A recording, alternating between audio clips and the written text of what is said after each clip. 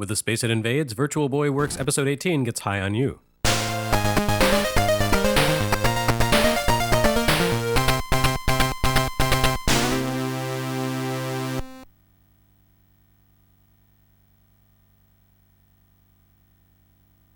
The Virtual Boy may have been a devastating failure at retail, but that very ignominy has driven demand among collectors. Really, Virtual Boy represents a perfect storm of collectability.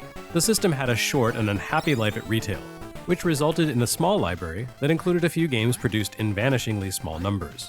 And for all its flaws, the system is still a Nintendo console, which gives it plenty of desirability among the company's fans and collectors.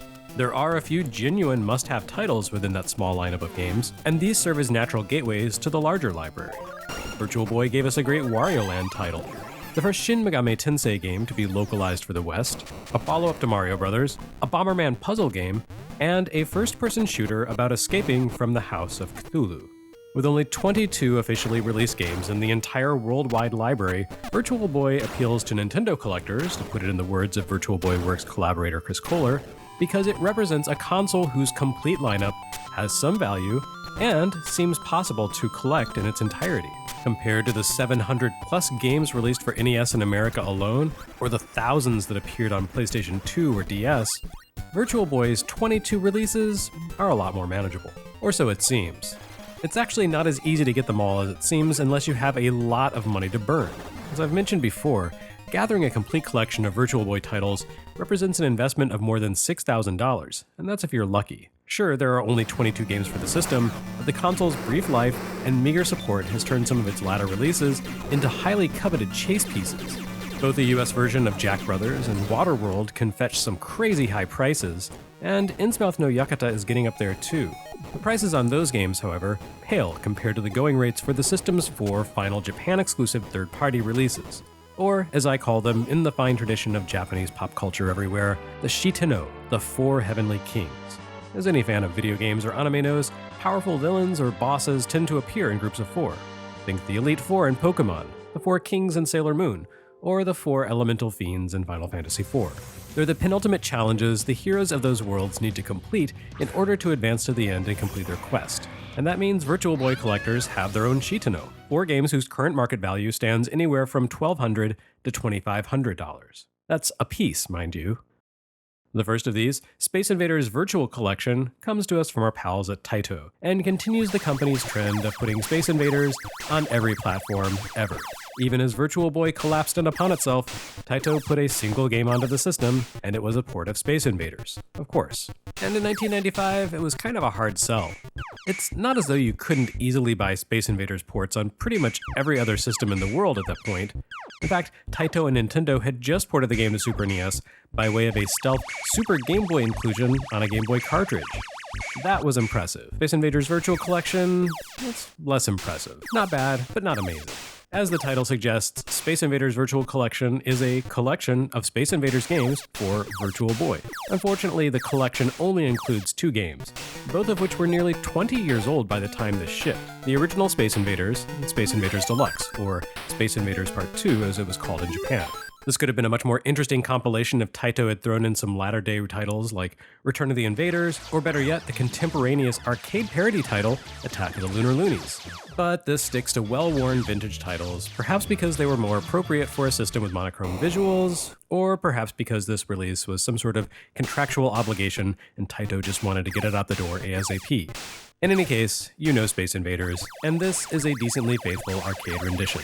The sounds and visuals come across accurately, and the Virtual Boy's high screen resolution means it doesn't need to incorporate the compromises we saw in Space Invaders for Game Boy. A fleet of 55 invaders, 5 rows of 11 ships, moves in formation laterally across the screen, descending a row once the lead column hits the edge of the screen. Your task is to take out the entire formation before it reaches the ground to launch its invasion. Your defense system consists of a tank that can fire a single round as it moves left and right, along with a set of destructible shields that allow you to duck for cover as the aliens bombard you for as long as the shields last. As you take out invaders, the remaining aliens accelerate step by step until the final remaining invader is streaking across the screen. There's also a flying saucer that zips across the top of the screen and can be blasted for bonus points. Space Invaders Part 2 is more or less the same thing, but with a few mechanical differences. In the sequel, certain aliens will split into 2 smaller creatures when you hit them, greatly increasing the enemy formation's threat level. On top of that, the flying saucer sometimes blinks in and out of visibility as it moves across the sky, and it's vulnerable to your fire only when it's visible. The saucer will also drop replacement aliens into the mix to bolster the formation's numbers as you whittle it down. Altogether, this is a pair of very old arcade games presented effectively on a system ostensibly designed for new, cutting-edge experiences. Thankfully, Taito did get the memo, which is why there's an alternate play mode for each game in the collection. This 3D mode tilts the battlefield forward at an angle, creating a three-dimensional perspective that takes advantage of Virtual Boy's parallax screen. The effect is somewhat lost here with only a single frame on display, but on the system it works pretty well. Essentially, this mode puts you into the perspective of the tank base, firing up into the waves of invaders. The mechanics of both games are completely unchanged in this mode. It literally just adds a 3D element to the existing games. It's a simple change, but an effective one. The parallax visual tech of the Virtual Boy sells this concept well. As we've seen with the likes of Galactic Pinball and even Nestor's Funky Bowling, the hardware is always at its best when the developers set the player's sights on some sort of distant vanishing point. In fact, this is such an obvious and effective twist on Space Invaders that Taito would revisit it again a few times, including in the strange and ill-conceived Space Raiders for PlayStation 2. Really though, it's hard to top the simplicity of the Virtual Boy's setup here, not to mention its suitability for the idea. By merely pitching the viewpoint forward, Space Invaders Virtual Collection offers a fresh and enjoyable take on a venerable arcade classic that takes advantage of the hardware's most unique feature. Would this have been a more enjoyable collection with the inclusion of additional sequels like MINIVADERS or Space Invaders 90? Well, maybe, although the new backgrounds they added in the 3D mode creates a bit of visual clutter that can be distracting. The more visually complex sequels Taito created in the 80s and 90s would probably fare even worse. So with all of that in mind, this is one of those games that is a pretty hard sell today. The enjoyable 3D mode makes Space Invaders Virtual Collection a unique take on the legendary franchise, and it deserves to be played by all fans. At $20 or $30, this compilation would be a no-brainer pickup.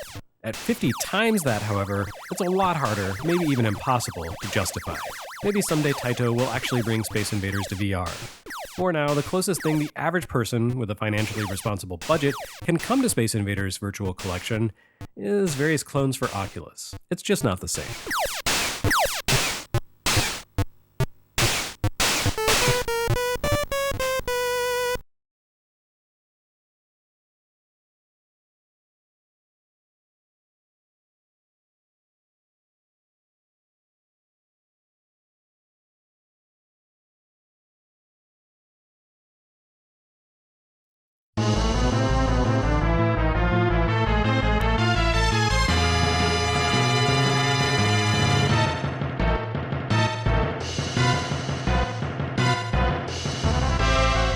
Next time on Virtual Boy Works, we battle the second of the system's Heavenly King.